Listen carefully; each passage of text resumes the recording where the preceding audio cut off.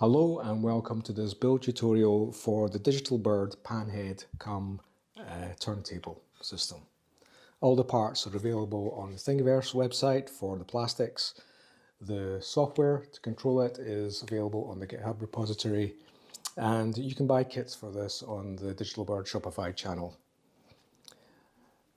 So with that, let's get onto the workbench and see how we put this together.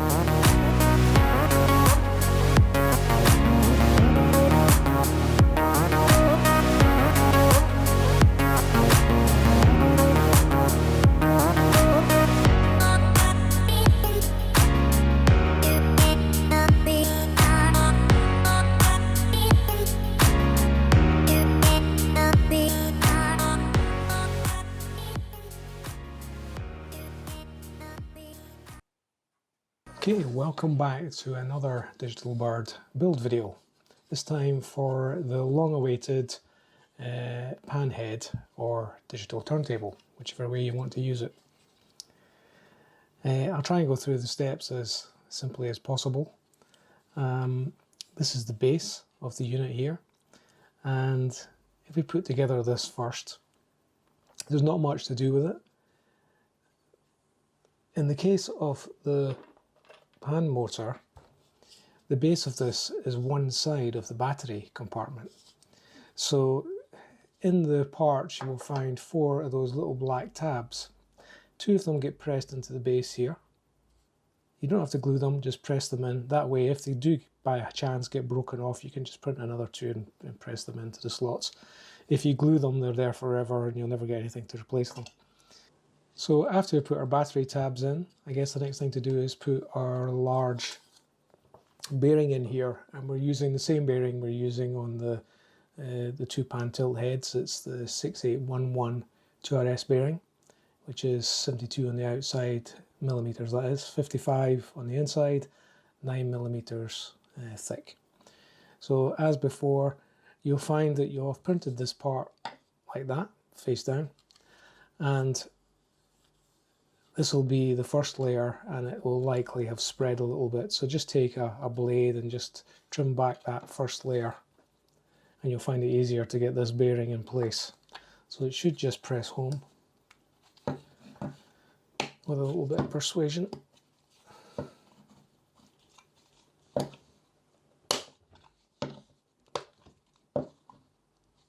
Like so.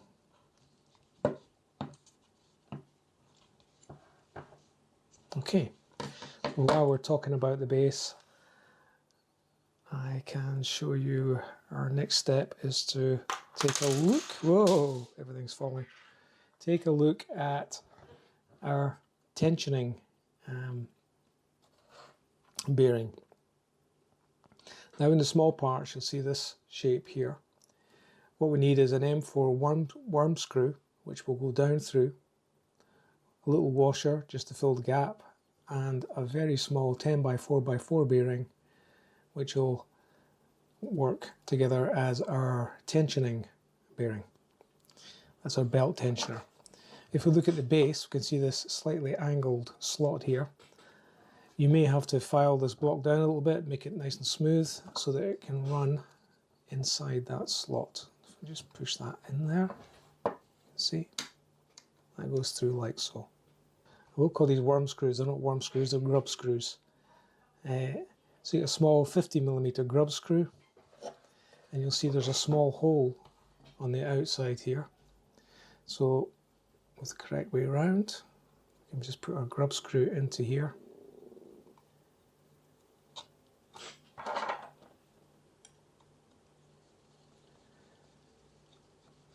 And just screw it all the way till it's just below the plastic as a starting point. Okay, and that will allow us, by continuing to screw in that grub screw, that'll push this out and tension the belt like so. Next part we should look at probably is our cogs, or our cog. In this case there's only one axis. Again, the parts are, the cog is divided into two parts just to make it easy to print. And what we need to do then is just put some super glue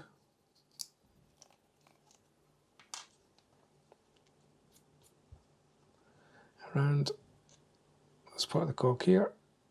What I should have done is taken any M5, just run it up there, just through a little bit.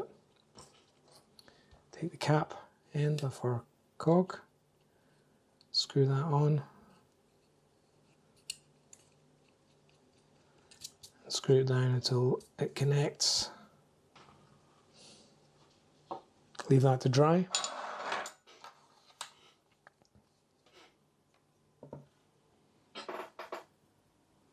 Yeah, something like this, which is a small blowtorch, and just heat it up, you know, holding it with a pair of pliers, small needle nose pliers, something like that. Offer it up there, and once it starts to melt through the plastic enough, turn it over, press it down flat, and you should have it like that. Incidentally, this part has two levels of fill. You print it like that, and there'll be support layers inside there. One for the hole that takes this, but below that there's another hole that takes this 40mm cap head hex bolt. Okay, so that cap head hex bolt needs to be below the line of the bottom of this inside there. So make sure you dig out all the material. It's not always obvious when you dig out the first layer for the bigger item. You don't notice that there's a smaller pocket below it, but it needs to be all the way down, and that's so the head can go into that smaller pocket. Okay, so that goes through there. Which brings us to our cog.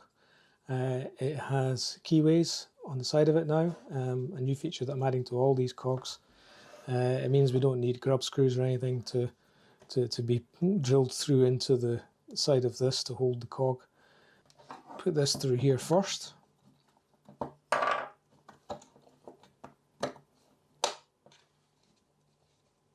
That turns on. Take our cog, and you can see the keyways are in the top of here as well.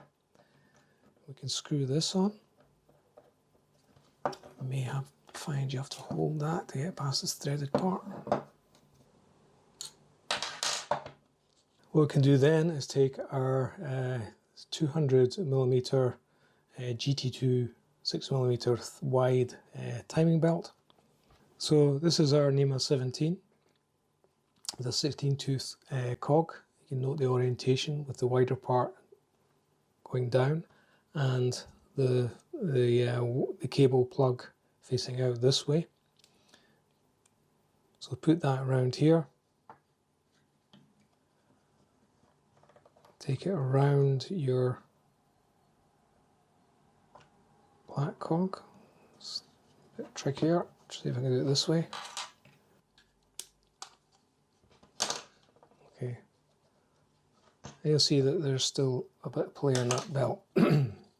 Next, we're going to put take this strange shape here, which is our X Factor cross, and with that we're going to take a 5x16x5 bearing and place that in this hole here.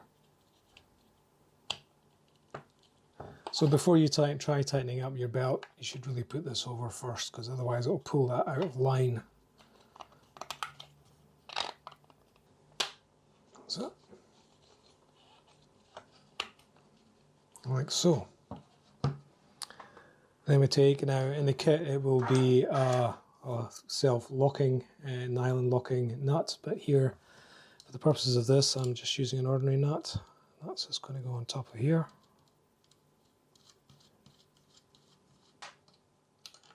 Put this through here.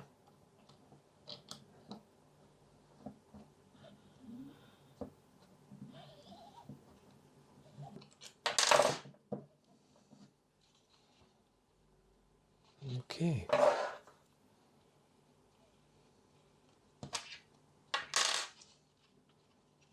Now we can take two of these 30mm long low profile bolts, and in the bottom here, the two holes here closest to the cog itself, we have one in each of those.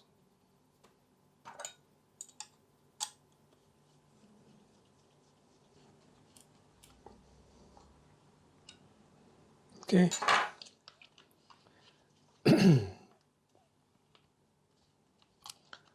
Now it's worthwhile just sanding the edges of this top bracket here, just to make sure that when you put it in here that these edges are all flush with the parts. And sometimes with the 3D printing, you get noggins or little bits of inconsistency where it turns the 90 degrees and they can stop the parts from coming together as they're intended. Okay, so that's our base ready to run. So if we have a look now at the main body of the main top piece here, we can see that it has a small bubble level which comes in the kit and it just presses in there. If we turn it upside down, we can see there's all sorts of things going on in here. The first thing to put in is our encoder, AS5600 encoder. Slightly different board from the ones you've looked at previously, not so much room in here to work with. So basically your encoder, for reasons I'll come to explain shortly, this encoder has two 4-pins, so it's a Y cable if you like, okay? Underneath this piece here, there's a hole for a bridge. Pressure cables, plugs should fit through that hole. Okay, so with your cables through and under here like that, I just use a bit of hot glue underneath on the 4 corners, and then just press your encoder down in, and that should be enough to hold it. Make sure you don't get any hot glue on this bed because it will stop the top of the stepper goes onto that top shelf if you like, so you don't want any hot glue preventing this from coming down on top of that. What the encoder does is read very accurately the position of the stepper, even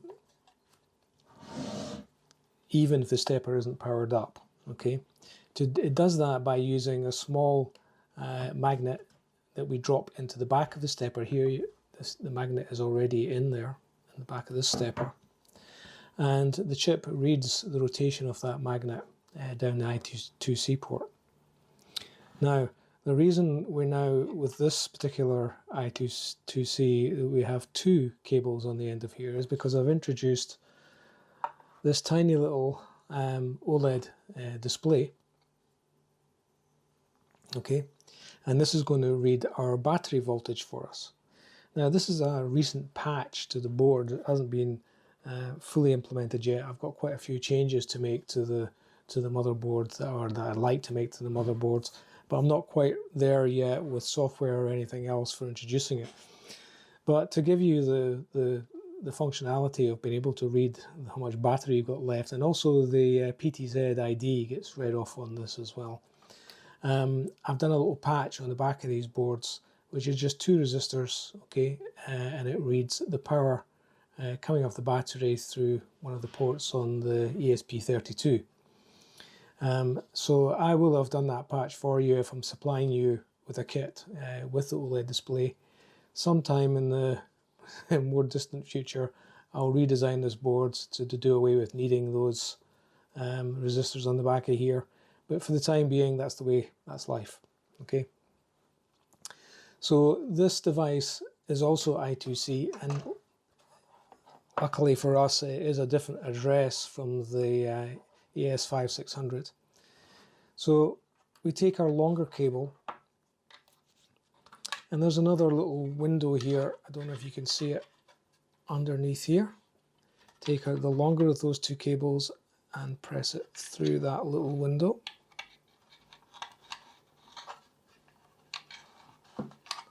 There we go. Question is, can I catch it?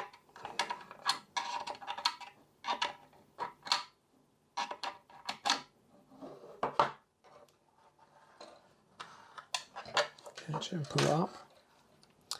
Then we take our OLED display, and these have a little, it's already gone from this. Your one may have a little plastic cover that protects it. It needs to be peeled off at this stage before you put this in place. Plug your OLED display into this 4-pin here. Okay. Now, so with that plug down the way, there's a slot here, and the OLED display then should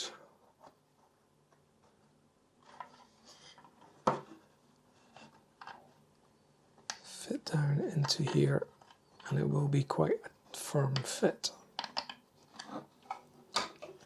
until you get past the cables. Okay, so we can see that on the top here we have this little OLED display.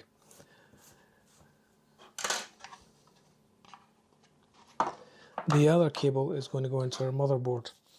So our motherboard can go in now. So the motherboard goes in like so. Take this out and explain it later. With the USB port facing the opening in the box. And with that in place like so, there are 4 small screws to put into the corners of the motherboard to keep it. Now keep the motherboard all the way over to the left. The reason for that is that when we come to put our battery boards in, yeah, this port here needs to clear the battery board, and if it's too far over to the right, it won't let that happen. We use 4 of these little M1.7 self-tappers, and they just go into the 4 holes in the motherboard. So I'll do that just now and I'll not make you watch. So now we can go on to installing the rest of our control cables. So we have a small 2-button harness with a 3-pin in it, and this is our mount and dismount buttons. So with the cable upwards in the case here, you find that there are 2 positions for those magnets in there. I don't know if you can, magnets and these switches in here. So they should just pop in, fit quite neatly. Just guide them at the switch side until they're all the way home. Now, as I've said before, these things don't like super glue, so don't super glue them in.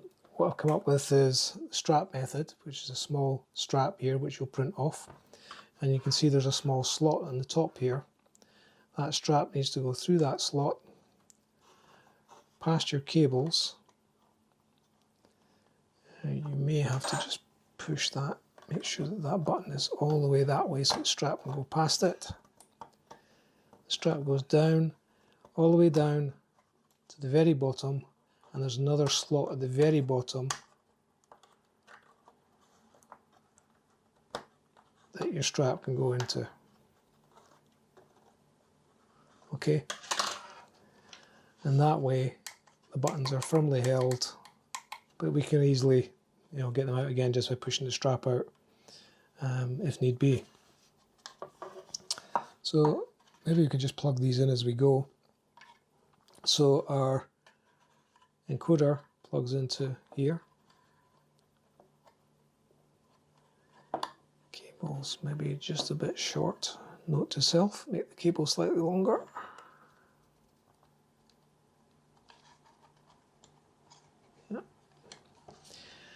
And this 3-pin goes into this slot here. It's just under the aerial of the ESP32. Might just take that out, show you.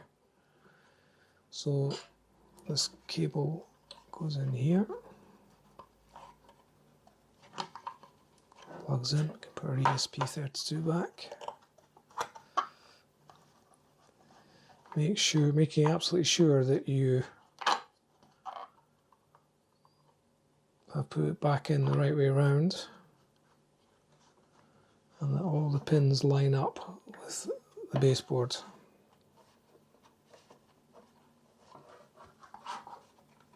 Okay, so we have an auxiliary 7.5 volt power option, and that goes through this hole here. Should just come through. And with this, it's probably easier just to put a little bit of super glue behind that before you press it home.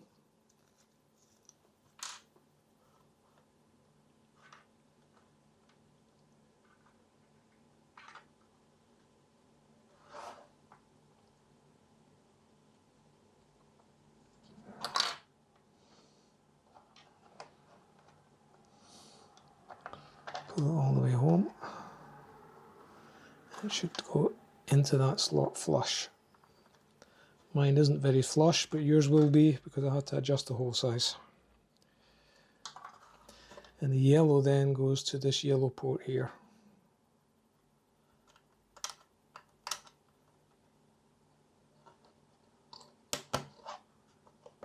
Like so. Okay. Then we have our switch harness.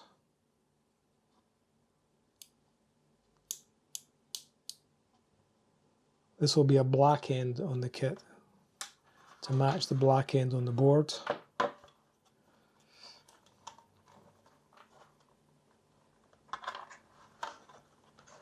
So just press your switch into the hole and down inside.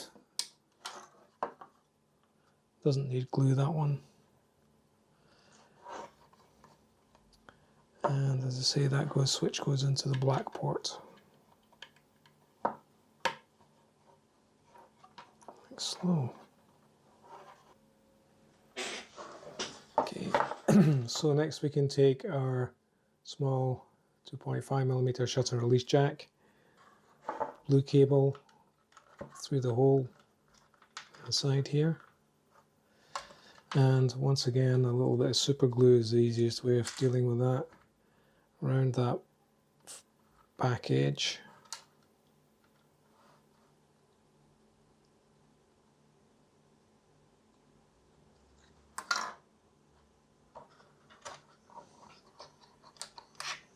Pull it all the way through, and it should go in pretty much flush with the face, like so.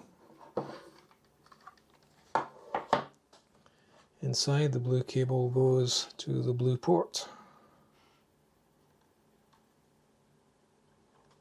As with other devices, we're using 2 of those small 8mm by 3mm neodymium magnets, which just press into the side of the case here, and those are designed to take, if we look at our little digital bird display, it's just important that the poles match so that when we take our display we can just latch it on there, yeah, as required.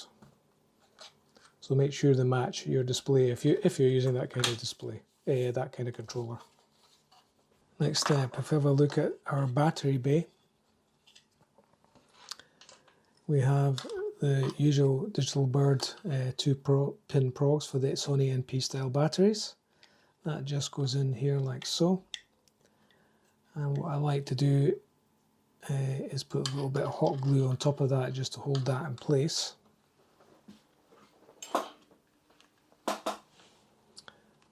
And just run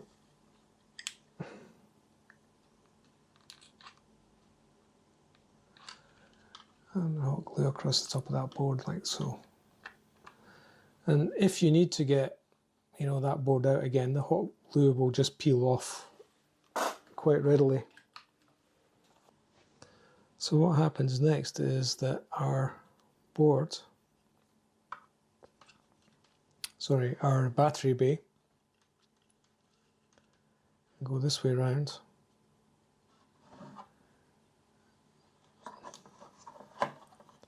and should fit neatly into the slots on either side like so. Now we don't need to glue that at all, it will be held by the base, it will be locked in place when we put the base on the top. We can take our red battery prong cable and plug that into the red port in here.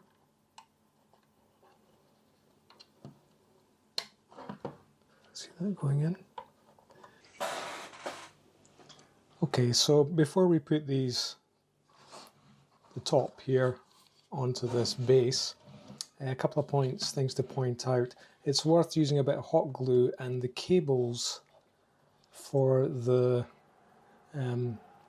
battery board here, to hot glue these at the bottom in here. I don't know if you can see that.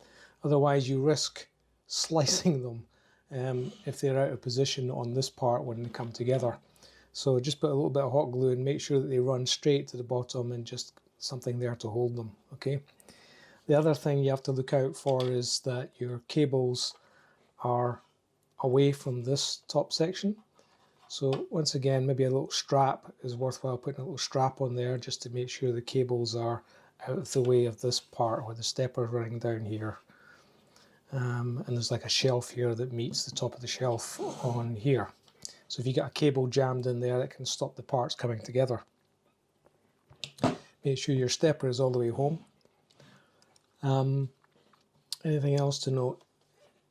Just in here as well, the little OLED display, I've just got mine pushed in like that. I have now provided, in the same way the switches here are held in place by a strap, when you print your parts you'll see that there's also a second smaller strap to go across here, and there's 2 holes and 2 lugs for that strap to slide in and just hold that little OLED display board in place more firmly. So with everything plugged in except this end of the stepper motor, we can put our battery bay onto this base. Get the right way around. I can go on here. So all we should have to do now is take our stepper motor cable,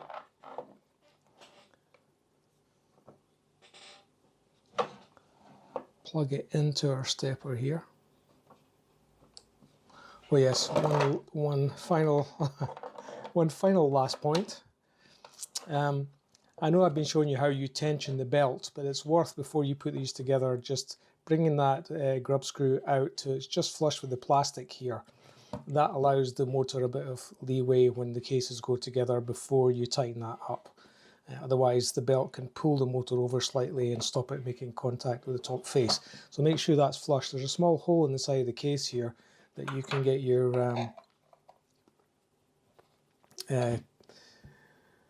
oh god, what's it called? Your hex head through to meet that grub screw on this side, and tighten it up later after you've got the casing together. So with that like so, and you can see that your motor is going to go over your top of your encoder. So it's going to go this way around. So say make sure these cables are out of the way.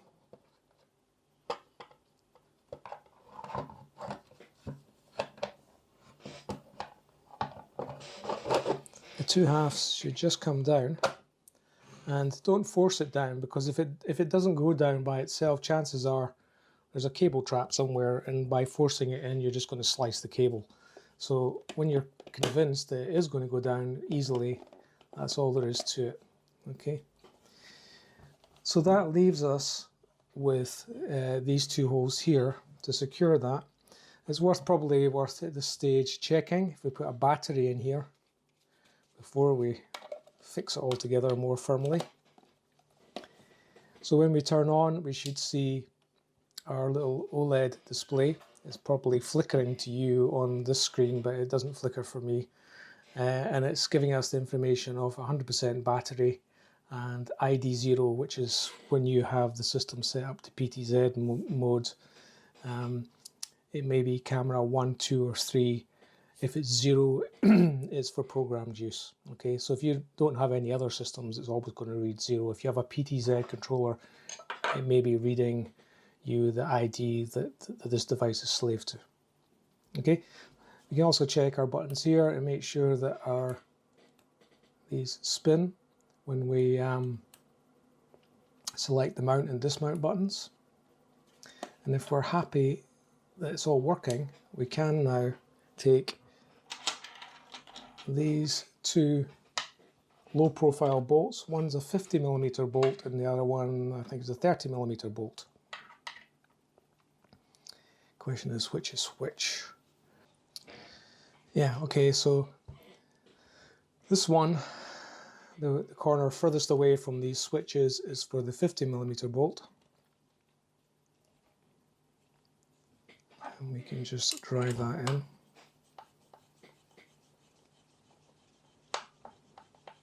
And this will take some time. Long bolt. Okay. And the one closest to these switches is for the smaller 30mm bolt.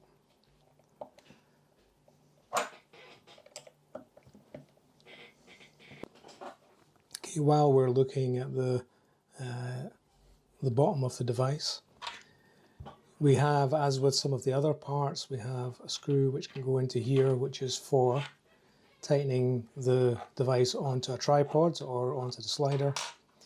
So that's another 50mm low profile bolt provided in the kit, and a small 8x3 neodymium magnet which goes into this little slot here, and that can usually just press home.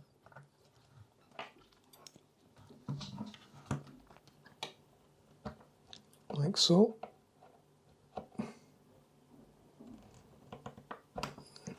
And all that does is it just acts as a keeper for the end of that bolt, like so, and stops it from coming out. Okay, so I think that's everything on the base. So if we turn it back over and have a look at the top. When you're using this as a pan head with a camera system on top, obviously you need something to screw the camera system to, or the you know, a standard tilt head or whatever on top of here. So what we do is we take a 1/4 to 3/8, I think it is. I always get the size of these adapters wrong. And basically that goes into here, like so, and we use the heat method to put that in. This time around I'll use a solder gun just to show you how that works with a solder gun. This might take a few minutes to heat up. Okay, so once your gun is heated,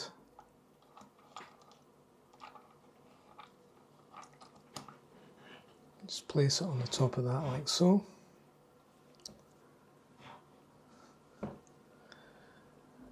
And wait until you've got that sinking feeling. I think it's starting to go now.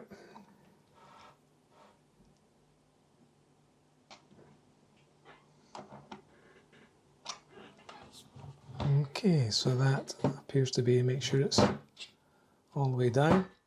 And then in the kit we also have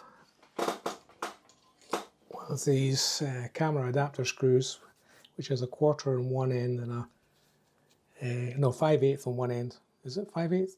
1/4? Well, you can see what it is.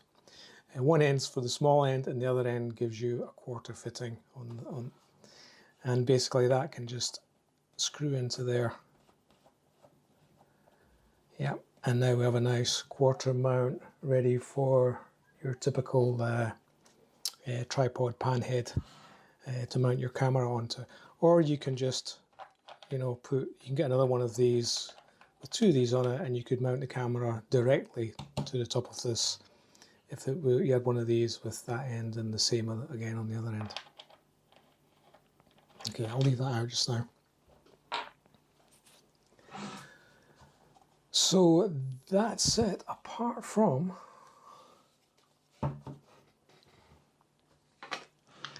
your base plate. If you're using it as a turntable, then the idea is this has a quarter on it, and that just fits onto here. And we can use our screw to tighten it up.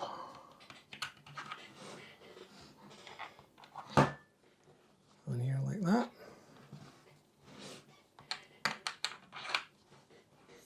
Okay, so this plate also has two 10mm low profile bolts going through it.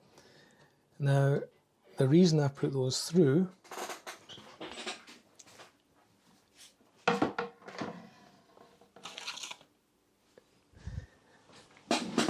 is so that if you're using a larger turntable bed than this one, if you drill two small holes partially through your larger bed, that prevents it from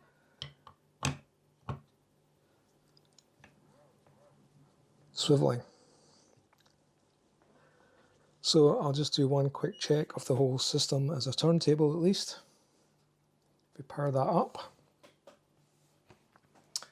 and let's take our, I think this is a bit bigger. No, let's have both of them. Okay, on there. And I just need a controller. If I can find the controller. Where's the controller gone? Controller. Okay, so I've got my digital bird controller, so I'll set an in point. And what we'll just do is we'll turn it around, say I want to start here. And then go to an out point. And I'll say my out point should be around here. Let's go right around the back. It returns to the beginning.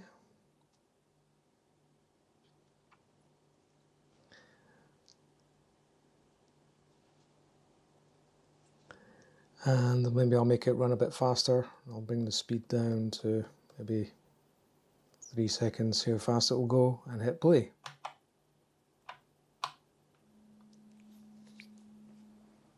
Okay, 3 seconds was pretty fast. So the other feature you have obviously is stop time lapse or stop motion. So if we set this up as a time lapse now, it comes up in 25 frame increments. So you can see I don't know if you can see my controller set up here. So I've got 25 frames, and if I hit play now, and if we had our camera connected into the shutter release on the other side, then each time it stopped, it would automatically trigger the camera to take a shot.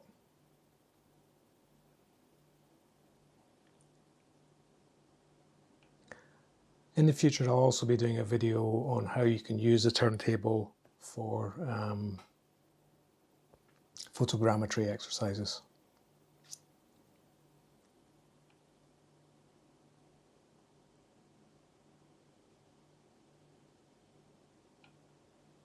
Job done.